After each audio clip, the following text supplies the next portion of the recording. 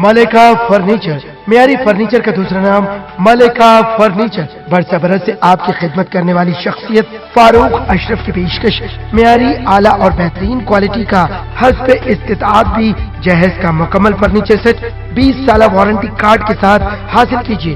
मलिका furniture, रूबरू Walter hotel, Mughalpura, Hyderabad.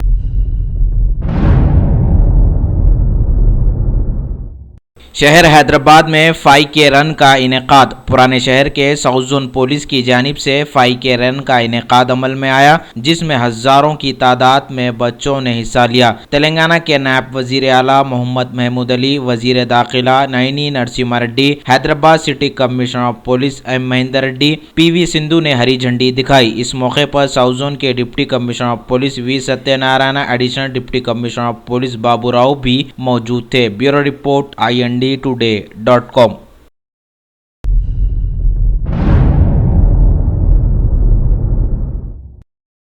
Telangana के वजीर आला के चंद्रशेखर राव की सालगिरह के मौके पर गोशा महल के कॉरपोरेटर मुकेश सिंह और TRS पार्टी के यूथ लीडर उसामा ने दिल की गहराइयों से वजीर आला के चंद्रशेखर राव को पुरखुलूस मुबारकबाद दी। Bureau report INDtoday.com। मैं गोशामहल कॉरपोरेटर जी मुकेश सिंह, 17 तारीख को हमारे CM साहब का बर्थडे है और मैं उनको बहुत बहुत शुभकामनाएं देता हूं। सेकुलरिज्म को अपना निस्बलाइन बनाकर सारे मुल्क को हकीकी राह दिखाई। मैं Usama Hussain, TRS youth leader, अपने दिल की गहराइयों से जनाब के चंद्रशेखर राव साहब को जन्मदिन की मुबारकबाद पेश करता हूं।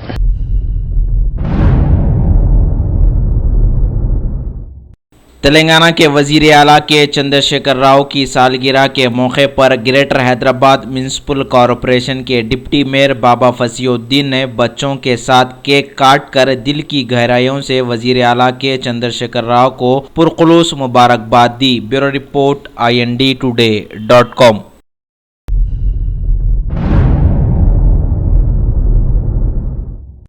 शहर हैदराबाद में एक कारखाने में लगी आग। पुराने शहर के खिलवत में वाक़े एक कारखाने में अचानक आग लग गई। आग को और बढ़ता हुआ देखकर मुकामी अफराद ने फायर इंजन के हमले को इत्तला दी। फायर ब्रिगेड के हमले ने काफ़ी जद्दोजहद करते हुए आग पर काबू पा लिया। आग लगने से मुकम्मल साजो सामान जल कर खाकिस्तर हो गया। इस सिलसिले में हुसैन आलम पुलिस मसरूफ़ तहक़ीक़ात है। Bureau report INDtoday.com।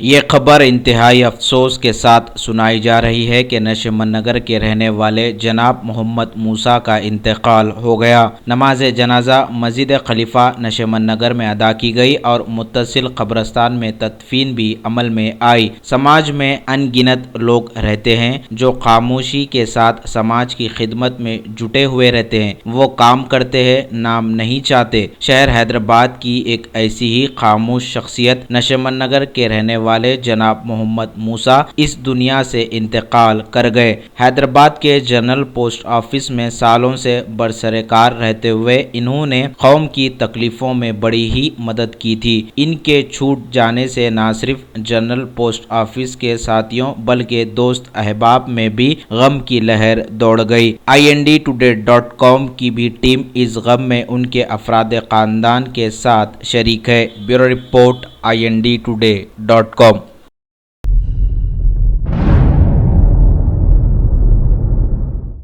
बड़ी ही दर्दनाक खबर आई है कि पाकिस्तान के सिंध में सहवान कस्बे में वाक़े हजरत लाल शहबाज कलंदर रहमतुल्लाह अलैह की दरगाह में हुए एक खुदकश हमले में तकरीबन 76 लोगों की मौत वाक़े हो गई और 250 से ज्यादा लोग जख्मी भी हो गए। इस हमले की जिम्मेदारी इस्लामी तंजीम ISIS ने ली है, जबकि लोगों का मानना है कि हकीकत में ऐसी तंजीमों का इस्लाम से कतई ताल्लुक नहीं हो सकता। पाकिस्तान में एक हफ्ते में इस तरह का ये 5वां हमला बताया जा रहा है।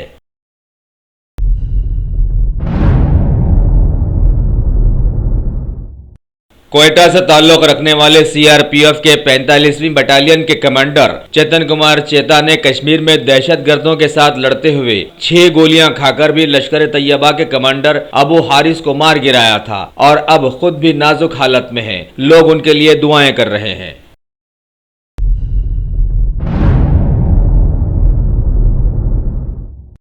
तमिलनाडु में AIADMK के नए सदर पलनीसामी को वहां के वजीर आला का हलफ आज दिला दिया गया है। उनके साथ कई दूसरे वज़रा ने भी अपना अपना हलफ लिया। गवर्नर की जानिब से 18 फरवरी को इस ग्रुप को अक्सरियत असेंबली में साबित करने का वक्त दिया गया है, जबकि उधर पार्टी से निकाले गए साबिका CM पनीरसेल्वम मरहूम जयललिता की समाधि पर आकर बैठ गए हैं।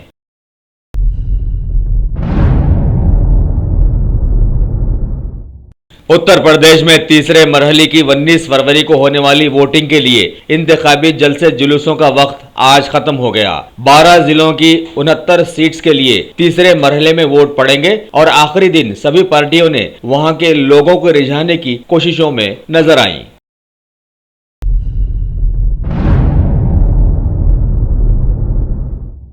मुल्क में नोटबंदी के बाद बैंक से रुपये निकालने में परेशान हाल लोगों को मरकजी वजीर खजाना श्री अरुण जेटली ने बताया कि रिजर्व बैंक के छपाई कारखानों में रुपये की कोई किल्लत नहीं है। मुद्रा निर्माण लिमिटेड कंपनी ने भी रिपोर्ट दी है कि मुल्क में हालात मामूल पर है और मरकजी वजीर ने ऐसा बताने पर उस कंपनी को मुबारकबाद भी पेश की है।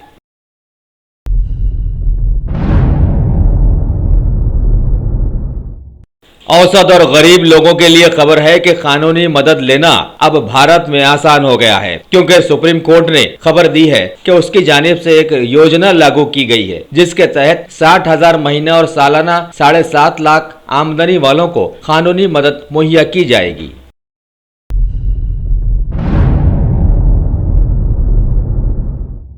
नागालैंड में नागा पीपल्स फ्रंट के सदर शुरहोजली लिजियात्सो को वहां का वजीर आला बनाया जा रहा है। कुल तादाद 49 में से तकरीबन 42 MLAs ने उनके नाम को अभी आगे बढ़ा दिया है। मौजूदा वजीर आला अनकरीब इस्तीफा दे देंगे।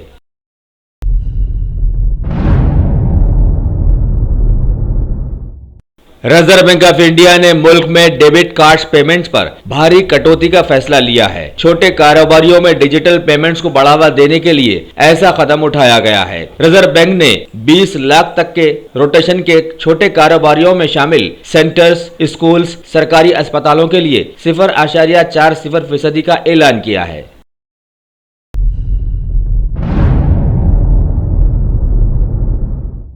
भारतीय रेलवेज ने मुसाफिरों की सहूलत की खातिर एक बड़ा फैसला लिया, जिसके तहत आगे से रेलवे जनरल टिकट्स लोग बैंक से भी हासिल कर सकेंगे। इसके लिए या तो ऑटोमेटिक मशीन्स लगाई जाएंगी या फिर बैंक्स के ATM में ही इसका कोई पहलू लाया जाएगा। इस नए प्लान को अमल में लाने के लिए रेलवेज की भारतीय बैंक से बातचीत चल रही है।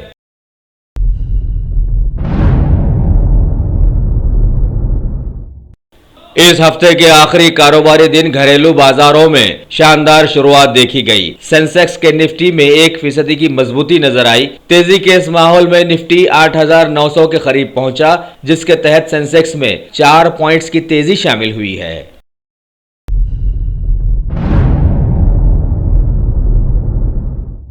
हफ्ते के आखिरी कारोबारी दिन भारत के रुपये में कमजोरी देखी गई। अमेरिकी डॉलर के मुकाबले में रुपया 5 पैसे कमजोर होकर 68 रुपए 12 पैसे पर आ गया, जबकि पहले भी ये कमजोरी के साथ ही बंद हुआ था।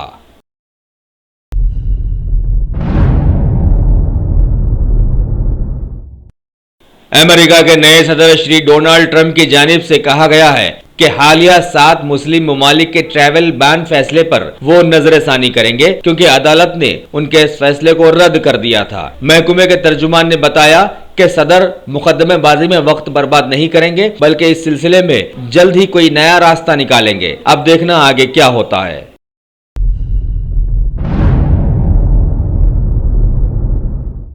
श्री डोनाल्ड ट्रंप ने रशिया के साथ अच्छे ताल्लुकात की वकालत करते हुए बताया कि अमेरिका अगर मॉस्को के साथ मिलकर काम करता है तो ये बहुत ही अच्छी बात होगी, क्योंकि दोनों ही मुल्क न्यूक्लियर पावर है। उन्होंने बड़े अजीब अंदाज में साबिका हुकूमत पर इल्जाम लगाया कि साबिका हुकूमत ने रूस के साथ नरमी बरती थी।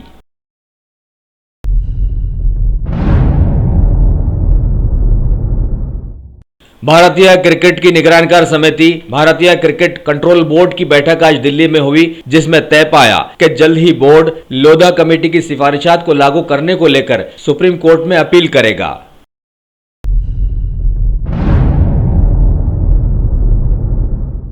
भारत और उज्बेकिस्तान के बीच डेविस कप के तहत दूसरा मुकाबला बेंगलुरु में खेला जाएगा। AITA के बयान के मुताबिक इसकी शुरुआत 7 अप्रैल से होगी और 9 अप्रैल तक चलने वाले ये मुकाबले कर्नाटक के मैदान ही पर खेले जाएंगे।